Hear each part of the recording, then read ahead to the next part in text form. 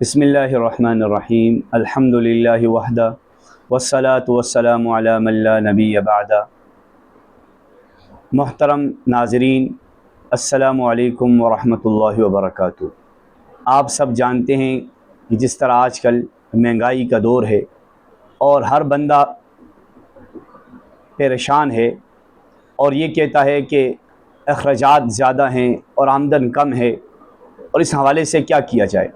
تو آج ہم آپ کو بتائیں گے کچھ اعمال اور وظائف جن کی وجہ سے آپ کے رزق کے اندر برکت ہوگی۔ تو یاد رکھیں، وہ کام جن کی وجہ سے آدمی کے رزق کے اندر برکت آتی ہے اور گھر کے اندر سے بے برکتی اور تنگی ختم ہوتی ہے۔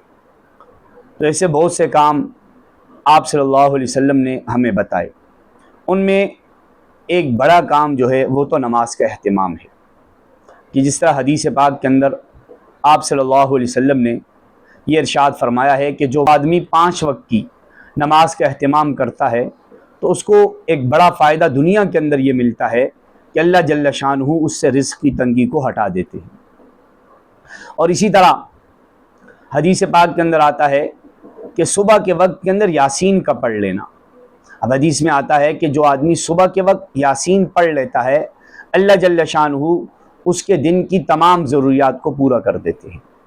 اور اسی طرح سورہ واقعہ رات کو پڑھنا۔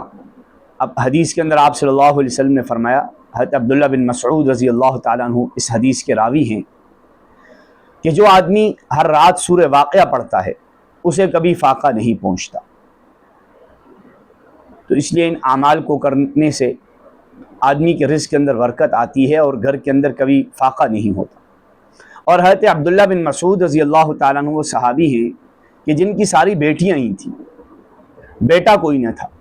جب ان کے انتقال کا وقت آیا، حضرت عثمان رضی اللہ تعالیٰ عنہ کا زمانہ خلافت تھا۔ حضرت عثمان رضی اللہ تعالیٰ عنہ اپنے ساتھ کچھ دراہم لے کر حضرت عبداللہ بن مسعود رضی اللہ تعالیٰ عنہ کے پاس آئے اور ان کی عادت کی اور کہا کہ عبداللہ، یہ میری طرف سے کچھ ہدیہ ہے، آپ رکھ لیں۔ تو انہوں نے کہا، امیر المومنین مجھے اس کی ضرورت نہیں۔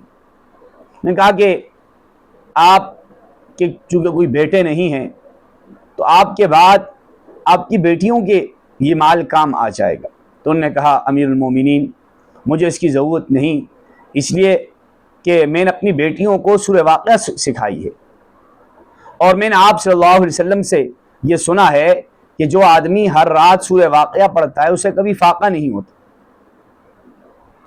چنانچہ اس کے بعد جب حضرت عبداللہ بن مسعود رضی اللہ تعالی عنہ کا انتقال ہو گیا، اور انتقال کے بعد جس طرح کہ انہوں نے اپنی بیٹیوں کو سورہ واقعہ پڑھنے کی تاکید کی ہوئی تھی، ان کی بیٹیاں سورہ واقعہ پڑھتی رہیں، اور ایک ہی سال کے اندر ان کی بیٹیوں کی شادیوں کا انتظام بھی ہو گیا۔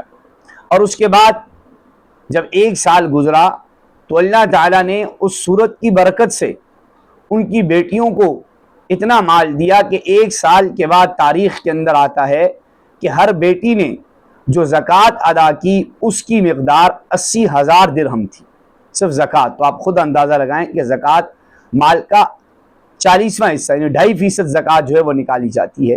اس حوالے سے اللہ تعالیٰ نے اس صورت کی برکت سے ان کو کتنا مال عطا فرمایا۔